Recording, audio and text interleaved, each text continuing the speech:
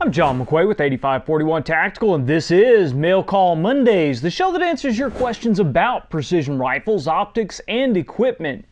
Here on another Monday, and this Monday we're going to do a little bit of a rant instead of answering questions. Now, this was prompted by something that I came across on one of the Facebook pages last night. And it was a gentleman that was talking about a 14.5-inch 308 and how it would make a good 1,000-yard rifle. And it really got me thinking about there are a lot of people out there that don't understand the limitations of the 308. Now, the 308 is a very popular precision rifle round, mainly due to the use in the military and law enforcement arenas. Now, military and law enforcement use 308 not because it's the best choice, but because of tradition and because it's available in the supply lines.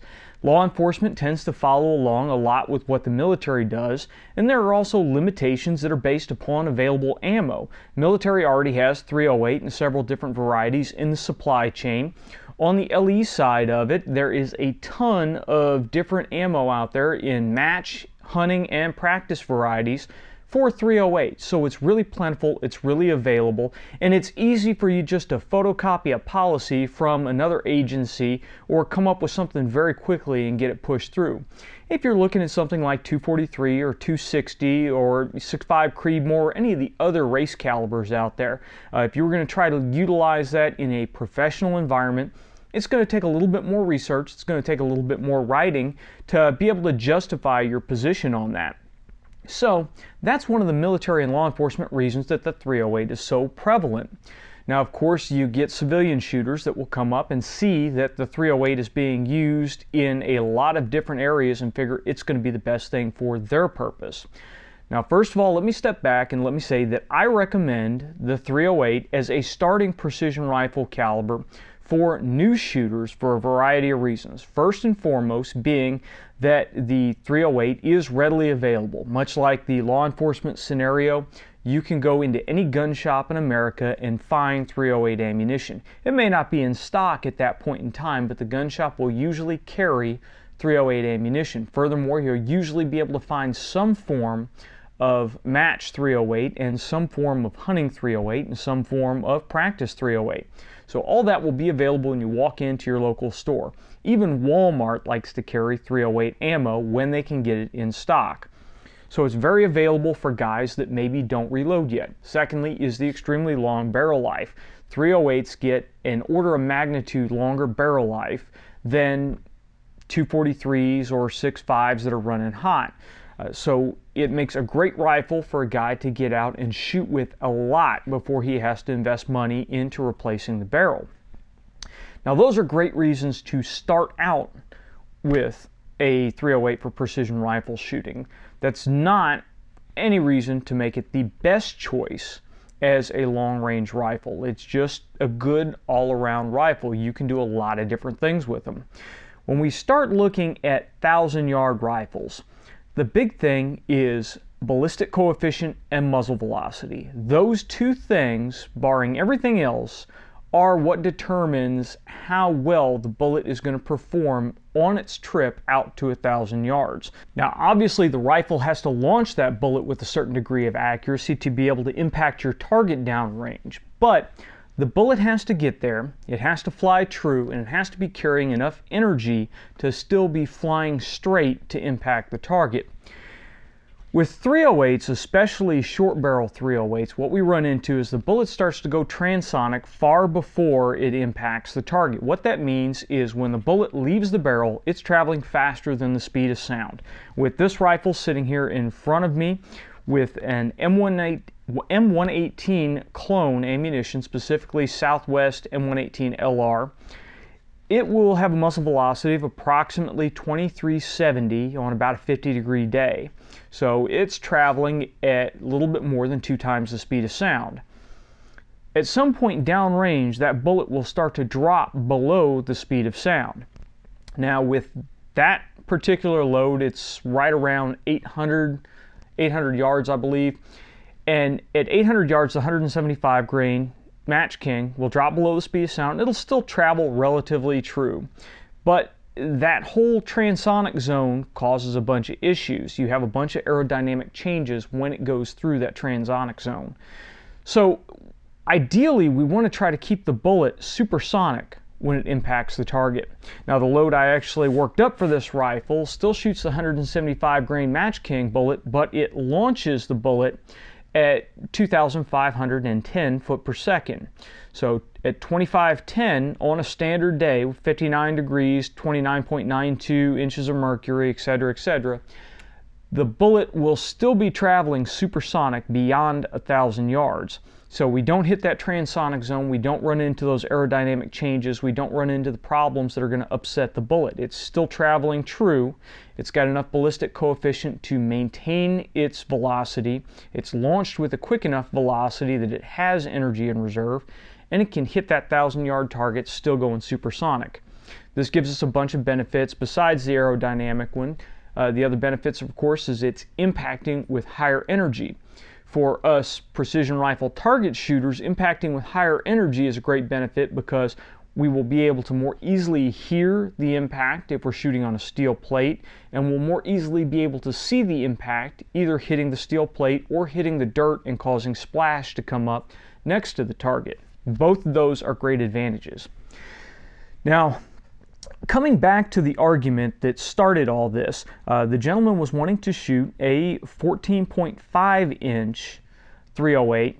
Now, here in the US, a 14.5 inch 308 is considered a short barrel rifle. A short barrel rifle requires that you fill out paperwork with the ATF, you submit the paperwork, and if it's for personal use, you're going to have to pay a $200 transfer tax or a $200 making tax for the privilege of owning that. Now, it's a one-time fee. You only do it when you do the paperwork, but there are federal restrictions on where you can go, what you can do, and how you can transfer and store a short barrel rifle.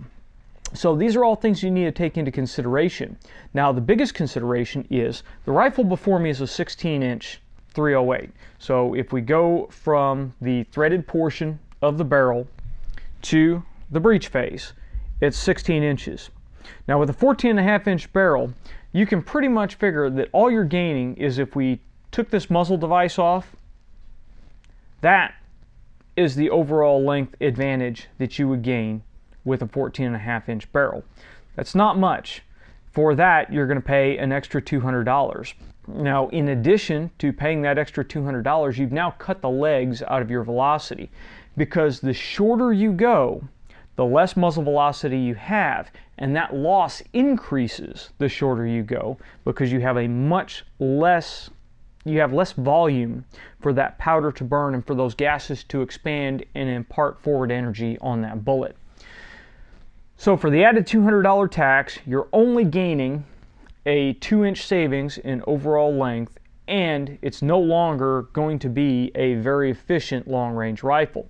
If we took this rifle with the 2,500 foot per second load that I developed for it, cut 2 inches off the barrel, we've brought that transonic zone back, and we're now going to drop transonic well before 1,000 yards again. So we've taken a rifle that is now capable of shooting 1,000 yards and cut its legs out.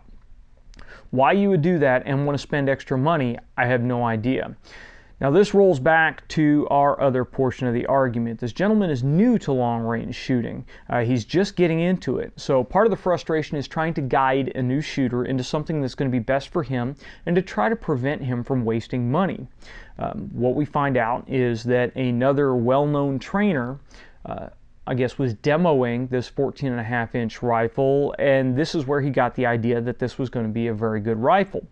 And this well-known trainer is known for advocating shorter barrel tactical rifles. And there are a bunch of benefits to a short barrel tactical rifle. It's one of the reasons that this carries a 16-inch barrel. It's much more mobile, it's much easier to employ, and this rifle with a supplementary dot sight on it or something like a low magnification variable power scope will actually allow you to gunfight with the rifle as well as provide precision rifle support. So there are benefits to a more compact package, but there are diminishing returns as well. And once you get past a certain length, and in my opinion that's about the 18 to 16 inch length on a 308, once you get past that, you just really can cut the long game out of the rifle. It'll still be a fine rifle for 200, 300 yard LE type shots, but it's no longer a long-range rifle. It's an intermediate precision rifle. But because this individual advocates short barrel long-range rifles, shorter barrel long-range rifles, this person wouldn't listen to reason. And it doesn't matter whose altar you pray at. It doesn't matter if you are a fan of this trainer or a fan of this trainer, or you take this trainer's word as gospel. The physics don't change, the math doesn't change. Ballistics are ballistics no matter whose mouth it's coming out of. So what I have always advocated is you, as the shooter, you have access to the same ballistic calculators I have access to, the same computer programs, the same formulas. So do the math. And when you do the math, you can see quite clearly if the system's going to work for you or not. In our instance here, if you want to see if a bullet's going to stay transonic beyond a certain range, or if it's going to stay supersonic beyond a certain range, or where it's going to drop transonic, then you can pick up a ballistic calculator like Bullet Flight or Ballistic AE, or most of the ballistic calculators that are out there now will show you where the bullet will drop below the speed of sound.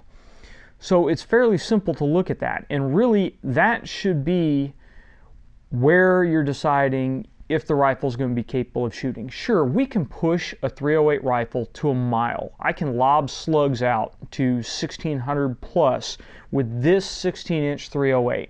I could load this thing up with the 208 grain AMAX, which will make that transonic switch a little bit better. And I can just lob that bullet as far as it can go, and out of 10, 15 rounds, I'll probably get some hits on a 16-inch plate. That doesn't make this a 1 minute angle at a mile rifle. It means that I'm capable of hitting a target within a beaten zone. It's much the same as putting a machine gun on a T&E and just lobbing bullets out until you hit the target. That doesn't make it a precision rifle. So no matter whose altar you pray at, no matter which of the trainer gods that you follow, make sure that you're doing your math, you're checking the work, and you call BS if something doesn't sound right. Now, here at 8541 Tactical, we're not trying to sell you anything. We're not trying to sell you on a program, on any theories, on any scopes. All the reviews that we do are done because we're interested in the product and we want to be able to show them to you. Nobody buys reviews here.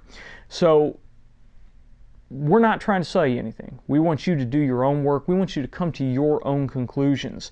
And not only will it make you a more informed shooter, but it will make you a teacher. It will allow you to explain to your shooting buddies or somebody else that you run into in the gun store not only what occurs, but how and why it occurs. And the how and why is what makes us better shooters.